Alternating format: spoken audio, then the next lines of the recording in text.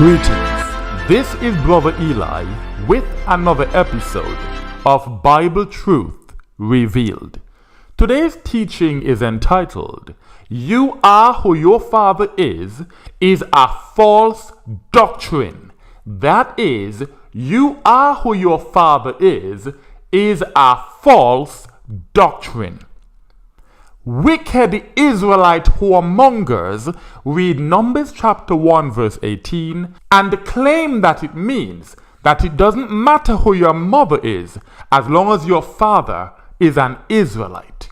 They then use this false doctrine to justify marrying women who look nothing like them. In other words, they reject Israelite women and choose to marry women of the other nations. The fact is that Numbers chapter 1 has absolutely nothing to do with the heathen. It is only about the children of Israel. It is not to be used to justify Israelite men having children with heathen women. All we have to do is read the verse in context to see that it cannot legitimately be used to justify the whoredom of chasing after heathen women. In this teaching, we will examine Numbers chapter 1 verse 18 in the context of 1, the chapter, that's Numbers chapter 1, and 2, the book of Numbers. By doing so, we will understand that Numbers chapter 1 verse 18 cannot legitimately be used to undermine the daughters of Israel while going a-whoring after the women of the other nations. While listening to this teaching, bear in mind that I am fully aware that there were righteous Israelites such as Moses and Joseph, who had children by heathen women. This is addressed later in the teaching, and it cannot be used to justify the whoredom of doing so today. Let's examine the verse in the context of the chapter. I will be reading from the Brenton Septuagint Translation.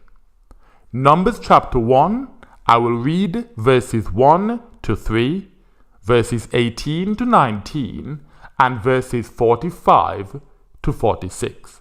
That's Numbers chapter 1, verses 1 to 3, verses 18 to 19, and verses 45 to 46. It reads thus. And the Lord spoke to Moses in the wilderness of Sinai, in the tabernacle of witness, on the first day of the second month, in the second year of their departure from the land of Egypt, saying, Take the sum of all the congregation of Israel. So the Most High commanded Moses to count the people. Take the sum of the congregation of Israel according to their kindreds, according to the houses of their fathers' families, according to their number by their names, according to their heads. So he's telling him how to count the children of Israel. He's giving the order in which the counting must be done. It continues, every male from 20 years old and upwards, everyone that goes forth in the forces of Israel. So now we're getting more specifics as to which of the children of Israel had to be counted. The males from 20 years old and upwards, these are the men that could fight in the forces or army of Israel. It continues, take account of them with their strength. Thou and Aaron take account of them. So we see that the Most High commanded Moses to count the males of fighting age among the children of Israel. This had nothing to do with the other nations. The Israelite men were being numbered in preparation to destroy the other nations, not to mix their seed with the other nations. Verse 18, and they assembled all the congregation on the first day of the month in the 2nd year, and they registered them after their lineage, after their families, after the number of their names, from 20 years old and upwards, every male according to their number. As the Lord commanded Moses, so were they numbered in the wilderness of Sinai. These verses are simply confirming that the fighting men were numbered just as the Most High commanded. Nothing more, nothing less. Verse 45. And the whole numbering of the children of Israel with their host from 20 years old and upward, everyone that goes out to set himself in battle array in Israel, came to 600,000 and 3,550. These men were being numbered so that they would know how many from each tribe were available to fight in the army of Israel. They were not being numbered so that wicked whoremongers could justify rejecting the daughters of Israel and going after the other nation, or going after the mixed seed who are the result of the sin of sleeping with the other nations. If the "you are who your father is" doctrine were true, it would be perfectly acceptable for Israelite men to reject Israelite women in favor of non-Israelite women. Yet, in the same book of Numbers, we see that going after the women of other nations is whoredom. Now let's examine Numbers chapter 1 verse 18 in the context of the book of Numbers. We'll do that by going to chapter 25 and reading verse 1. That's Numbers chapter 25 verse 1, and it reads thus. And Israel sojourned in Sutton, and the people profaned itself by going a-whoring after the daughters of Moab. When Israelite men go a-whoring after the women of the other nations, they make themselves profane. It's called a-whoring because it is whoredom to reject Israelite women and go after heathen women. The Merriam-Webster dictionary defines the word profane as not holy, because unconsecrated, impure, or defiled. So the people made itself not holy, made itself defiled by going a-whoring after the daughters of Moab. The very act of mixing the holy seed with the other nations is profane, not holy. Once the seed has been mixed, it is no longer holy. This is why in the days of the prophet Ezra, when our Israelite forefathers had children with heathen women, they were harshly rebuked and forced to repent. The process of repentance required them to send away both the heathen women and their mixed children. This is because mixed children are not part of the holy seed of Israel. Let's explore that in Ezra chapter 10, verses 2 to 4 and verses 10 to 11. That's Ezra chapter 10, verses 2 to 4 and verses 10 to 11. It reads thus: And Shechaniah the son of Jael, of the sons of Elam, answered and said to Ezra, We have broken covenant with our God, and have taken strange wives of the nations of the land. To take strange wives, which means heathen women, women of the other nations, is not only whoredom, but it is breaking covenant with the Most High God of Israel.